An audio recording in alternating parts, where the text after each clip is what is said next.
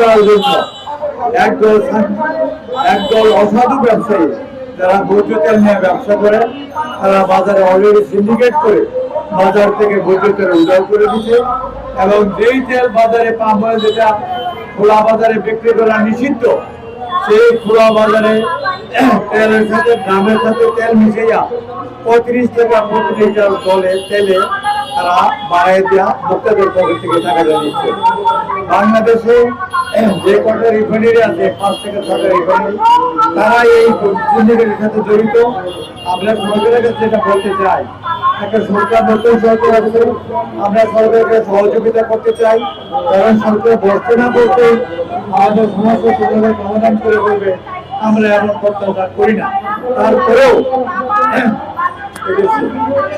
Syndicate করে বাজারে যে পণ্যগুলো বৃদ্ধি করছে, তারা যে ইচ্ছামতো তেল বিক্রি করতেছে, এটার জন্য সরকারের যে কম্পিটিশন কমিশন, নিরাপদ খাদ্য কর্তৃপক্ষ, বিএসটিএফ, বিশেষ করে আমাদের ভোক্তা অধিদপ্তর যেভাবে কার্যক্রম আগে তারা চলতো, বর্তমানে কিন্তু ভোক্তা অধিদপ্তরের কার্যক্রম এইভাবে চলছে না।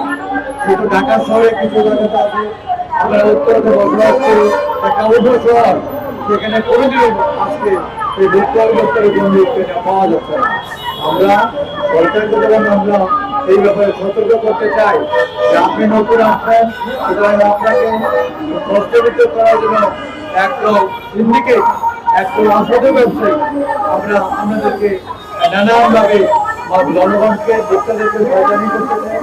আজকে তাদের থেকে রক্ষা করতে জনগণকে আপনারা জনগণের কথা শুনেন এবং জনগণের কথাতে আপনারা যে পদক্ষেপ নেওয়ার দরকার সেই ধরনের পদক্ষেপ নেবেন, এটা আমরা প্রত্যাশা করি।